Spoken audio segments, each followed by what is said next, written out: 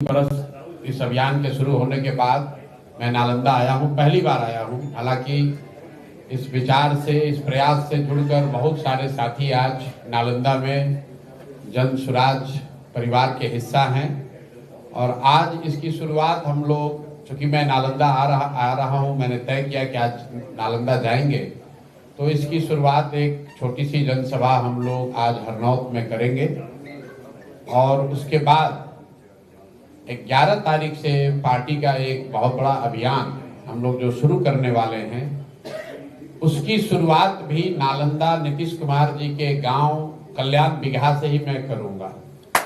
वो इसलिए कि जो पार्टी का कार्यक्रम 11 मई से शुरू हो रहा है, उसके 3 महत्वपूर्ण बिंदु हैं। तीनों ही नीतीश कुमार जी से जुड़ा हुआ है।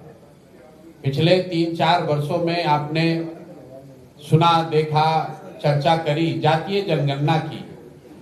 तो जिस जातीय जनगणना का रिजल्ट 2 अक्टूबर 2023 में आया, 7 नवंबर 2023 को विधानसभा के पटल पर रखा गया। 24 नवंबर 2023 को नीतीश बाबू ने घोषणा की कि जातीय जनगणना के आधार पर करीब करीब 94 लाख परिवार, जिनको पिछले 25-30 साल में विकास की यात्रा में जो लोग छूट गए हैं, उन परिवारों को 2 लाख रुपए प्रति परिवार के दर से मदद दी जाएगी। ये घोषणा नीतीश बाबू ने विधानसभा में की, उनके ट्विटर के हैंडल पर भी है, आप लोगों को भी पता है। उसके बाद 2 बजट बीत गया, अभी तक किसी को 1 रुपया भी नहीं मिला। उस पर सरकार ने कोई चर्चा नहीं की।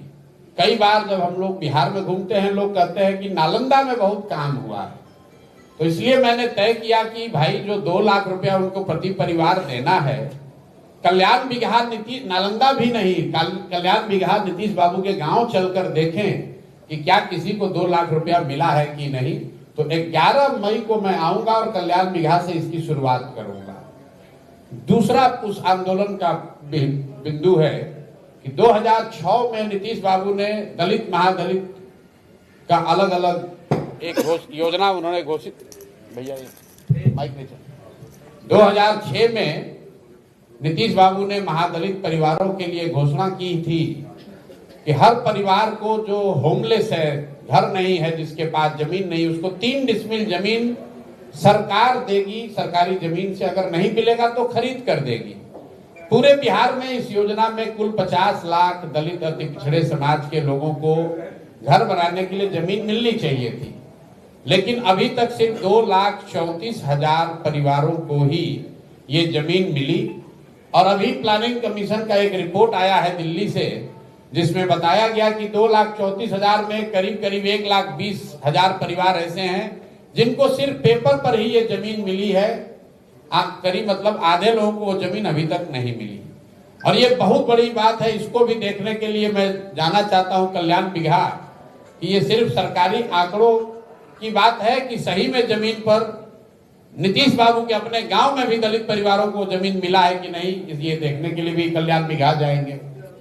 तीसरा आंदोलन का मुद्दा है कि यहां भूमि सर्वे हो रहा है, नालंदा में भी हो रहा है। पूरे राज्य में लोग त्राही कर रहे हैं। पिछले 3-4 वर्षों में लैंड डिजिटाइजेशन के नाम पर भूमि सुधार का क्या जो कार्यक्रम नीतीश बाबू की सरकार ने शुरू किया है, इसमें हर दिन हालात ये है कि कोई घर ऐसा बाकी नहीं है जिसमें घर में परिवार में झगड़ा न लगे।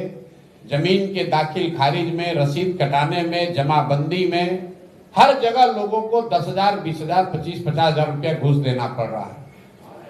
हालात ये हैं कि आप लोग तो पत्रकार हैं, रोज देखते होंगे कि बिहार सरकार में राजस्व विभाग जो है वो उनके जनता से धन उगाही का सबसे बड़ा सोर्स बन गया है। नीतीश बाबू का नाम सुशासन बाबू रखा गया है, इसी धरती से वो आते हैं। तो मैं ये देखना चाहता हूं कि नालंदा में कल्याण बिगहा में किसानों को या भूमि के मालिकों को घूस देना पड़ रहा है कि नहीं देना पड़ रहा है।